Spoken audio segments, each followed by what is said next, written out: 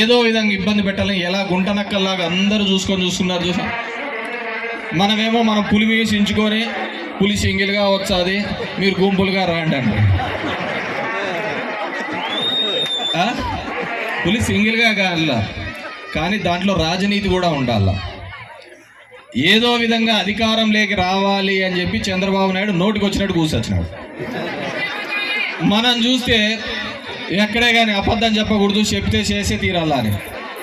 అది ఎట్లుంటుందంటే మన పురాణాలన్నీ చూసినా కానీ సత్యహరిశ్చంద్రుడు అన్ని నిజాలే చెప్పారు.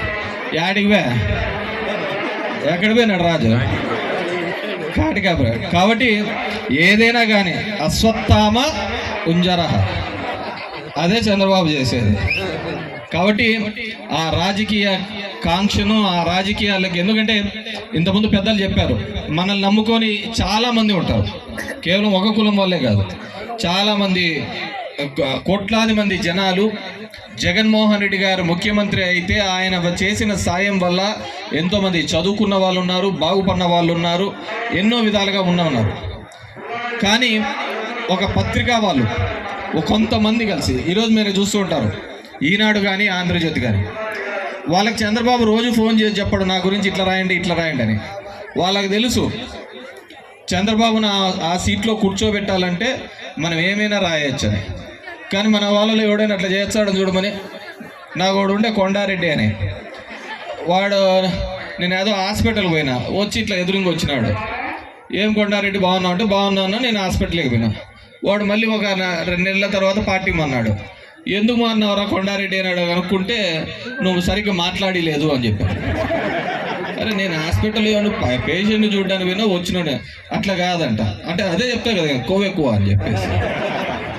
కాబట్టి మనము గతంలో జరిగిన తప్పిదాలు ప్రతిసారి ఏ విధంగా అయితే రామోజీ, రాధాకృష్ణ వీళ్ళందరూ కూడా చంద్రబాబు ఏం చెప్పాడు, రోజు చెప్పాడు, కానీ ఆయన అధికారంలోకి రావడం కోసం ఏ విధంగా కష్టపడినారో, పనిచేశారు.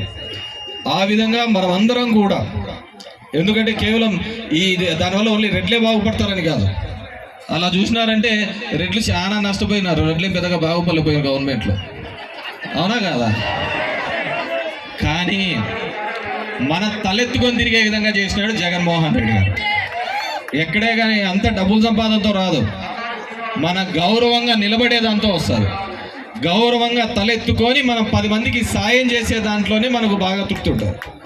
నా గుడ్ మార్నింగ్ ధర్మవరంలో నాకేం వచ్చినది ఏంది లేదు, కానీ నేను తిరుగుతున్నప్పుడు రోజు ఒక 10 మంది 20 మంది సమస్యలైనా తీర్చగలిగినానా అని చెప్పేసి ఒక ప్రజాప్రతినిధిగా, ఒక నాయకుడిగా నాకు అంతకంటే పెద్ద తృప్తి వచ్చే కార్యక్రమం లేదు.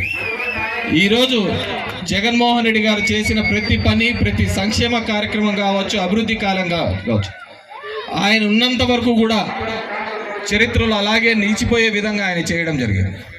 ఈరోజు చంద్రబాబు నాయుడు అలాంటి వేదే కానీ చేసిన దాఖలాలు లేవు. అందుకే ఎవడో కట్టిన హైటెక్ సిటీ నాదంటాడు, ఎవడో కట్టిన రింగ్ రోడ్డు నాదంటాడు, ఎవడో పెట్టిన పార్టీ నాది అని చెప్పేసి వెళ్ళాడుతాడు, అంతే తప్ప ఎవరే కానీ లేదు. కాబట్టి మీ అందరినీ కూడా కోరుకునేది, ఈరోజు ఏ విధంగా ఇబ్బందులు పడుతున్నారో మీకు తెలుసు, నాకు తెలుసు. మా మీద కేసులు పెడతా అంటారు, మీ మీద కేసులు పెడతా అంటారు. కాబట్టి మీ అందరినీ కోరుకునేది ఒకటి, రాజ్యాధికారం దిశగా అడుగులు వేయడానికి మనం అందరం కూడా కక్షలు కార్పణ్యాలన్నీ పక్కన బట్టి ఐకమత్యమే మహాబలంగా అందరూ కూడా ఏకదాటి మీదుగా రావడానికి. ఎందుకంటే 4 నెలల్లోనే చూసాం ఎంత వ్యతిరేకత సంపాదించుకున్నాడు. ఆ వ్యతిరేకత బయటికి రాకూడదనే ఉద్దేశంతోనే ఈ సోషల్ మీడియా కానీ ఎవరైతే అది వ్యక్తపరుస్తున్నారో వాళ్ళని అరెస్ట్ చేసే కార్యక్రమం చేస్తున్నారు. కానీ ఇదంతా కూడా ఏదో ఒక రోజు ఒక విస్ఫోటం లాగా పగిలినప్పుడు వీళ్ళందరూ కూడా కొట్టుకొని పోతుంటారు. మా ప్రాంతంలో చూసాం, పేర్లు అనౌన్స్ చేసి ఇట్లా రెడ్ల పేర్లు అందరూ చదివి వీళ్ళందరూ కూడా 2 నెలల్లో చంపి పడేస్తామని చంపిన కాలాలు కూడా ఉన్నాయి మా దాంట్లో. అలాంటి చోట కూడా తిరగబట్టి మళ్ళీ ఎగిసి మళ్ళీ జెండా ఎగిరేసిన ప్రాంతం. అంతకంటే పౌరుషాల గడ్డ ఈ పల్నాడులో మళ్ళీ కూడా వైఎస్ఆర్సీపీ జెండాను ఎగరేయడానికి మీరందరూ కూడా కథన రంగంలో ముందుకు రావాలని చెప్పేసి కోరుకుంటూ ఈ కార్యక్రమానికి విచ్చేసిన మీ అందరికీ కూడా పేరు పేరున ధన్యవాదాలు తెలియజేసుకుంటూ మళ్ళీ జగన్మోహన్ రెడ్డి గారిని ఆ ముఖ్యమంత్రి కుర్చీ మీద కూర్చోబెట్టడానికి మనం అందరం కూడా కలిసి పనిచేయాలని చెప్పేసి కోరుతూ ఇక్కడ అవకాశం ఇచ్చిన అందరికీ కూడా మరొకసారి ధన్యవాదాలు తెలియజేస్తున్నాం. Thank you very much. Venkateswara Reddy గారు మన ఈ కార్యక్రమ నిర్వాహకులు గెల్లి వెంకటేశ్వర రెడ్డి గారు వెంకటరామరెడ్డి గారిని గార్లాండ్ చేస్తున్నారు. అలాగే వెంకటరెడ్డి గారు శ్యామల గారిని గార్లాండ్ చేస్తున్నారు. అలాగే జోసఫ్ రెడ్డి గారిని కూడా గార్లాండ్ చేయవలసిందిగా కోరుతున్నాను.